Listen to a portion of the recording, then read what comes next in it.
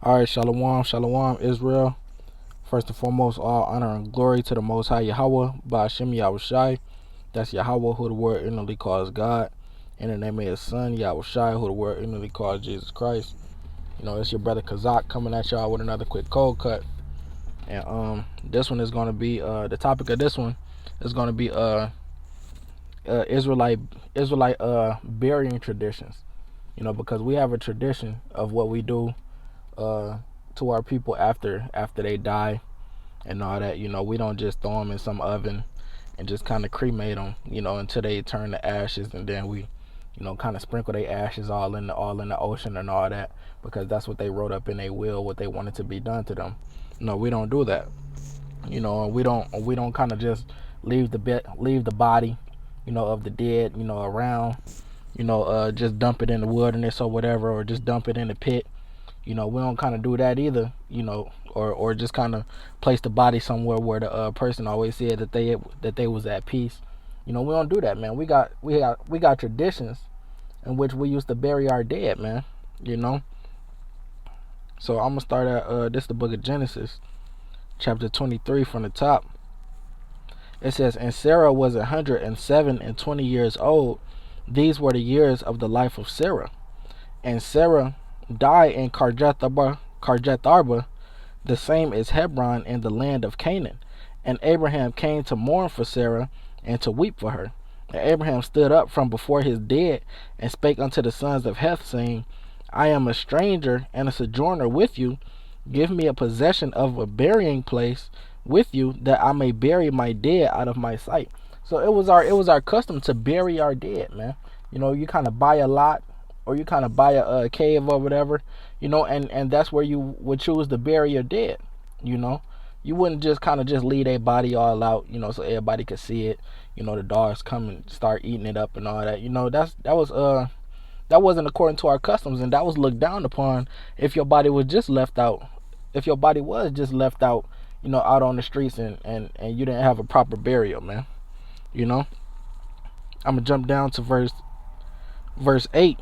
It says, "And he communed with them, saying, If it be your mind that I should bury my dead out of my sight, hear me, and entreat me to Ephron the son of Zohar, that he may give me the cave of Machpelah, which he hath, which is in the end of his field, for as much money as it is worth, he shall give it me for a possession of a burying place among you." So like I said, you will buy a lot, or you will buy a cave or something like that, and that's where you would choose to bury your dead. That's where you would choose to have their sepulcher. That's where you would choose for their sepulcher. Hey, David had a sepulcher, man. David had a sepulcher. Let's go to that real quick. Let's go to the book of Acts. And a sepulcher is just like a tomb. That's all it is. It's like a tomb. Like if you go to a modern day cemetery or whatever, something like that, you kind of see like the tombs. You see the tombs, like not just regular graves, but you kind of got the tomb where you could kind of walk in it, and you could kind of see the coffin in there and all that. And that's a sepulcher, man. Yahushua, he also had a sepulcher. But this is the book of Acts, chapter 2, and verse 30, right? 29. It says, "Men and brethren, let me freely speak unto you of the patriarch David, that he is both dead and buried, and his sepulcher," meaning his tomb, "is with us unto this day." So hey, David had a sepulcher. He had a tomb, man. Let's go back to let's go back to Genesis real quick. Genesis 23, where I leave off at verse 9. Verse 10, it says, and Ephraim dwelt among the children of Heth, and Ephraim the Hittite answered Abraham in the audience of the children of Heth, even of all that went in at the gate of his city, saying, Nay, my lord, hear me, the field give I thee, and the cave that is therein I give it thee in the presence of the sons of my people. Give I it thee, bury thy dead. So Abraham, he had a place to bury Sarah, man, to bury his dead, because that was according to our culture, man. And like I said, that was looked down upon if you didn't get a proper burial. Let's go to Ecclesiastes chapter 6 and verse 3, right? It says, "If a man beget 100 children and live many years, so that the days of so that the days of his years be many, and his soul be not filled with good, and also that he have no burial, I say that an untimely birth is better than he.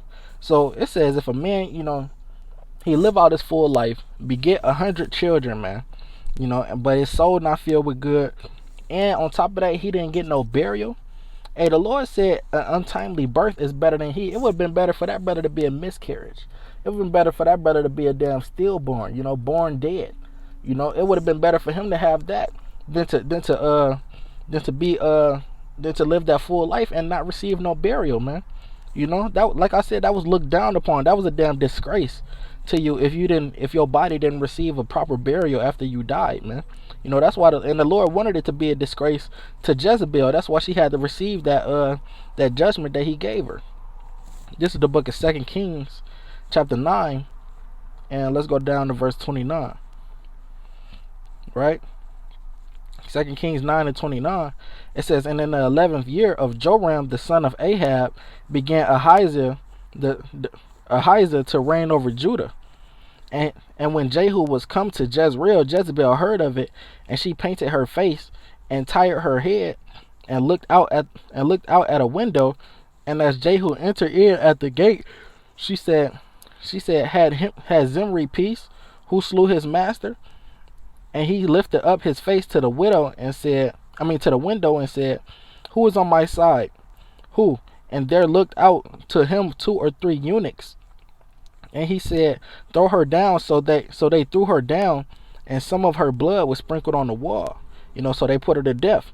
It says, and on the horses, and he trod her underfoot, man, ran her over with the horses, man. Had the horses stump on her. It says, and when he was come in, he did eat and drink, and said, go, see now the cursed woman, and bury her, for she is a king's daughter. So they kind of just left her, after they killed her, they kind of just left her body there and went to go get something to eat. Because that's what the Lord ordained to happen unto her, man. Because she was killing the prophets, man, and making everybody worship and serve Baal. So the Lord ordained that to happen unto her because she was wicked as hell. So verse 34, it says, and when he was come in, he did eat and drink, and said, go see now this cursed woman, and bury her, for she is a king's daughter. So he was like, even though she wicked as hell, hey, go see about her and go get her body, and bury her, because she is a king's daughter, right? Verse 35, and they went to bury her, but they found no more of her than the skull and the feet and the palms of her hands. So hey, when they went out there to check on her body that was just laying out there, they only found the skulls of her feet. The skull, her feet, and the palms of her hands, man. That was all that was left. Because her body was just sitting out there for so long, the dogs started eating her up, man. And that's what the Lord ordained for her, man. Like I said, it's a disgrace not to have no burial, man. Your body just out there laying, everybody walking past looking at you and all that. Like, damn, he dead as hell over there. Or damn, she messed up, and then the dogs come past, they start eating on your body and all that. You ain't even get to go down to the grave in peace, man. You ain't get no burial. It says, verse 36, wherefore they came again and told him, and he said, this is the word of Yahweh, which he spake by his servant Elijah the Tishbite, saying, in the portion of Jezreel shall dogs eat the flesh of Jezebel, and the carcass of Jezebel shall be as dung upon the face of the field in the portion of Jezreel, so that they shall not say, this is Jezebel. So he said, hey, her carcass is gonna be like dung upon the face of the earth. Like when a dog shit and they kind of just sit there, Hey, that's how her carcass was, man. It was like dog shit just sitting on the ground, man. That's what the Lord just said, man. So like I said, man, it was a disgrace not to be buried, man, and our forefathers, they knew that. Let's go to the book of Tobit, man. Tobit knew these things, man, that it was a disgrace not to have no proper burial. That's why he was out there doing what he was doing. This is Tobit chapter 1 and verse 16. Right? It says, Salakia.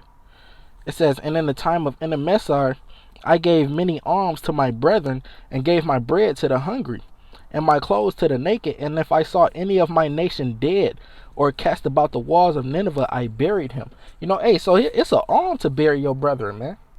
If somebody can't take care of their funeral prices and all that, hey, that could be an alm for you to step in and help them with that, man. Or it could be an alm for you to find a burial site for them, man. It says, verse 18, and if the king Sennacherib has slain any when he was come and fled from Judea, I buried them privately, for in his wrath he killed many, but the bodies were not found when they were sought for of the king. So hey, the king, he was just out there killing Israelites all willy-nilly, man. Just kind of going crazy on our people, man. But Tobit, and then just leaving the body out in the street to just kind of rot, man, for a little bit of time. But Tobit, when he saw those bodies, hey, he had compassion on it, man, and he was like, you know what, I'm gonna bury my brethren, man. I'm gonna give charity unto them, and allow them to go into the grave, man. Allow them to be put into the grave, because that's the custom of our people, to have a proper burial, man. It says, verse 19, and when one of the Ninevites went and complained of me to the king that I buried them and hid myself, understanding that I was sought for to be put to death, I withdrew myself for fear. Hey, so Tobit, even though he knew that they was against him burying the people, man, hey, he was still out there putting in the work, man, burying his people, burying the dead of the so-called Northern Kingdom, man. Because that was our custom, man, and it was a disgrace. It was looked down upon to not have no proper burial, man. What's also looked down upon, hey, like kind of like the same thing, like it kind of goes in line with cremation. You was giving your seed to Molech, man. If you was giving your seed, because that's like the same it's like the same how can I say, procedure as cremation today, man. You would basically, they had something called the Valley of Tophet. The Valley of Tophet, or the Valley of Hinnom. They you would basically, go down there, and you would basically throw someone's body inside of that fire, man. It was like a valley, and Hinnom in the Hebrew means lamentation. So let's go to 2 Kings chapter 23. Right, because our people, they was down there burning their children, burning their seed, to offer them up to Molech, man. That was something that was a heathen custom right there. That kind of goes in line with cremation today, man. You just kind of burning the body, letting them become ashes and all that. Hey, the Lord not dealing with that, man. The Lord commanded our people, and gave the heritage of our forefathers to receive proper burials, man.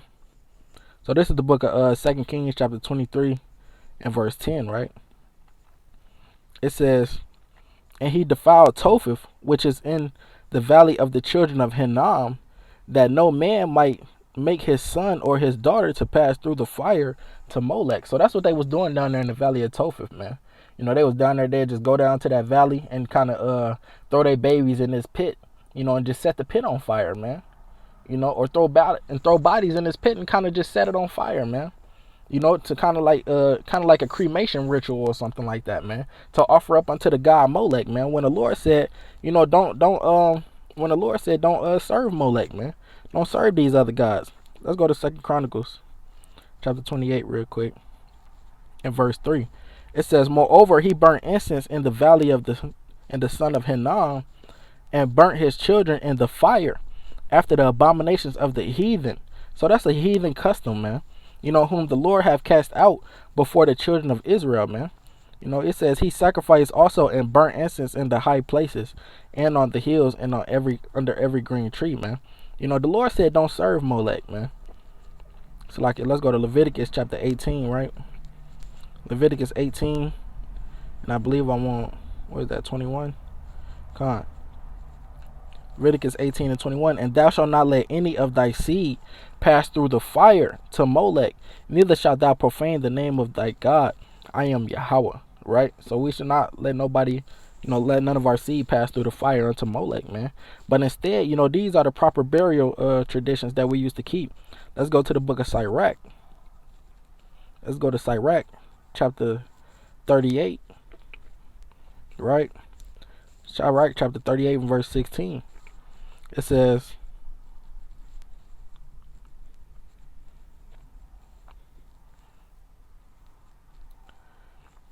my son, let tears fall down over the dead, and begin to lament if thou hast suffered great It says, "My son, let tears fall down over the dead, and begin to lament, and if thou as if thou hast suffered great harm thyself, and then cover his body according to the custom, and neglect not his burial," man.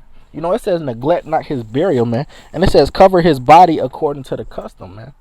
What was that custom? Let's go to the book of John, right? Let's go to the book of John, chapter 11. John chapter 11, and I believe I want verse 43. Come on, I'm gonna start at verse 41. It says, "Then they took away the stone from the place where the dead was laid, and Yahushua lifted up his eyes and said, Father, I thank thee that thou hast heard me, and I knew that thou hearest me always, but because of the people which stand by I said it, that they may believe that thou hast sent me. And when he thus had spoken, he cried with a loud voice, Lazarus, come forth." So this is the resurrection of Lazarus, man. When the Lord brought Lazarus back to life, and it's go describe how Lazarus was, man. It says, "And he that was dead came forth, bound hand and foot with grave clothes," man. Hey, so they wrap us up in grave clothes, man. Probably some fine silk, probably some fine linen or something like that. Sweet odors like frankincense and myrrh and aloes and stuff like that, man. We would bind each other. We would bind our dead up in grave clothes, man, and then bury them like that, man. That's a proper burial to our people, putting them in a tomb like that, man. Burying our people the right way. It says, I'm gonna read that again. "And he that was dead came forth, bound hand and foot with grave clothes, and his face was bound about with a napkin. Yahushua saith unto them, Loose him and let him go." Hey, so that was our custom right there, man, to have grave clothes, man. Let's get that in John 19. John 19 and Salakia. Is it 29? Salakia, bear with me.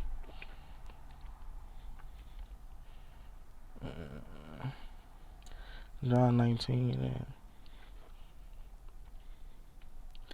I'm gonna start at 38. It says, "And after this is after Yahushua is dead on the cross. It says, "And after this, Joseph of Arimathea, being a disciple of Yahushua, but secretly for the fear of the Jews, besought Pilate that he might take away the body of Yahushua, and Pilate gave him leave. He came therefore and took the body of Yahushua. And there came also Nicodemus, which at the first came to Yahushua by night, and brought a mixture of myrrh and aloes, about 100-pound weight." So he had brought all these fine oils and fine incense and all that, man. Myrrh and aloes, man. About 100 pounds in weight, man. Just to prepare the Lord's body for his burial, man. It says, "Then took they the body of Yahushua and wound it in linen clothes with the spices and the manner of the Jews is to bury," man. So hey, they took Yahushua's body, put the spices on there, rubbed it down with some oils and all that, wrapped it in probably some fine linen, man, some silk or whatever, Hey, wrapped the Lord's body up, did his body right, man, to prepare him for his burial. It says, "As the manner of the Jews is to bury." That's our manner, that's our customs right there, man. It says, "Now in the place where he was crucified, there was a garden, and in the garden a new sepulchre, wherein was never man yet laid." And that's where they buried Yahushua, man, in that sepulchre. Salakia. It says, "There laid they Yahushua, therefore, because of the Jews' preparation day, for the sepulchre was nigh at hand." So hey, man, that's the true Israelite burying traditions, man. We will prepare the body, wrap it up in fine linen, fine silk. Give it some frankincense, some nice incense, some myrrh, some aloes, and all that. Make the body smell good. Wrap it up in the fine linen, and purchase a sepulcher if we don't already have one, and kind of bury the body in there, man. That's the manner of the Jews. That's the manner of the Israelites. We don't just burn the bodies and kind of just cast the ashes anywhere, wherever they want it, or keep their ashes in the urn and all that, man. That's not according to our custom, man. We have customs that we keep, and this law is our heritage, man. The law is our heritage. Salakia. See if I could grab that. The law is our heritage, man. I think it's the book of Sirach, chapter 17.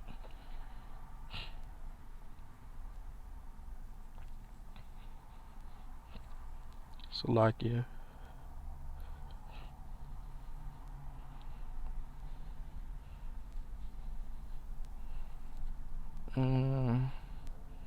That's not what I want.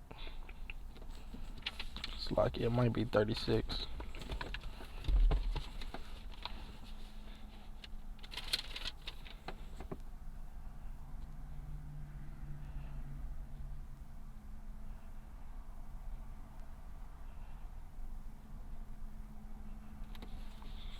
Salakia, bear with me. Gotta pull out the real sword now.